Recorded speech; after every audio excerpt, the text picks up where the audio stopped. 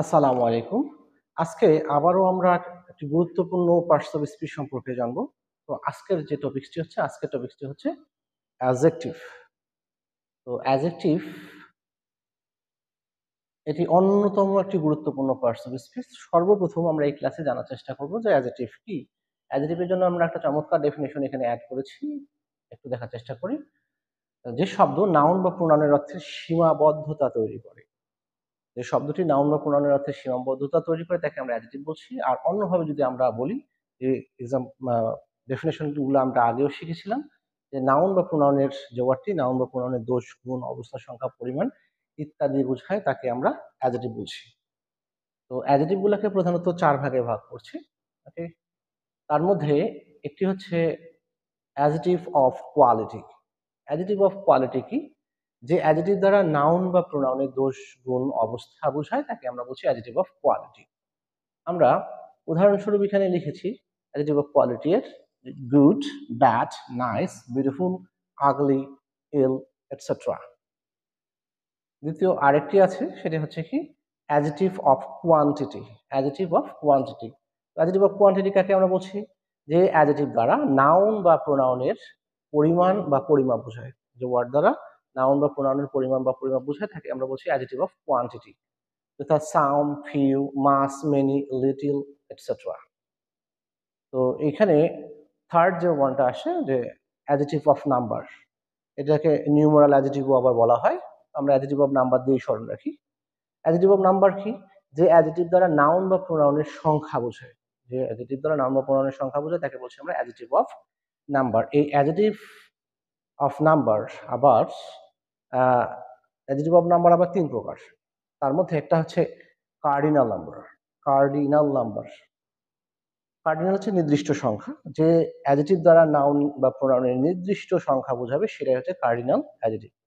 Cardinal অ্যাডজেক্টিভের example স্বরূপ আমরা লিখেছি 1 2 3 4 5, এভাবে চলতে থাকবে যতগুলা সংখ্যা থাকবে। এটা 4, সরি স্পেলিং মিস্টেক হয়ে গেছে, FOUR 4। Okay, number 2 ordinal adjective. Ordinal adjective কি? যে অ্যাডজেক্টিভ দ্বারা নাউন বা প্রোনাউনের ক্রম বা ধারা বর্ণনা করা হয়। ক্রম বর্ণনা করা হয় তাকে আমরা বলছি অর্ডিনাল অ্যাডজেক্টিভ।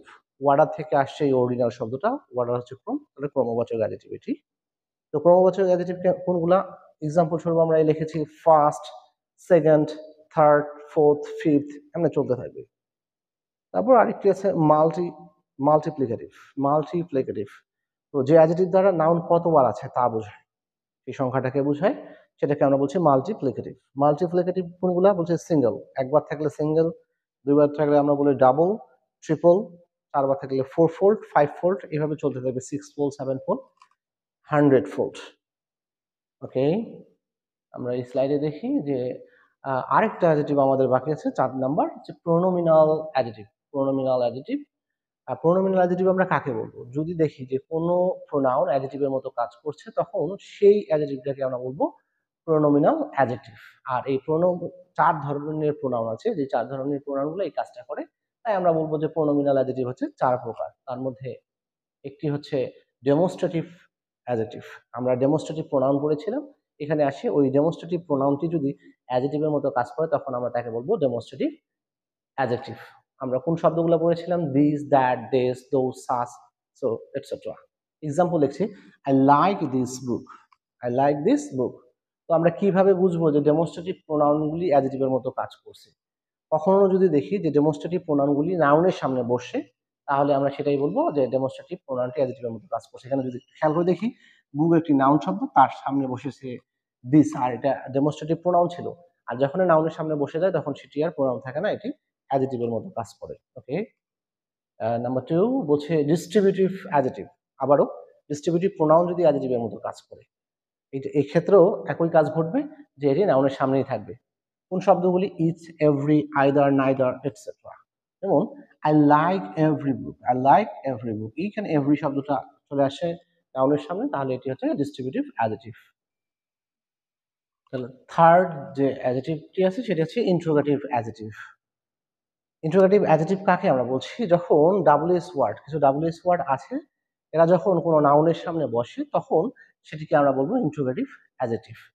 কোন ওয়ার্ডগুলি নাউনের সামনে বসে তার মধ্যে হচ্ছে একটি হচ্ছে which, what, whose এবং how।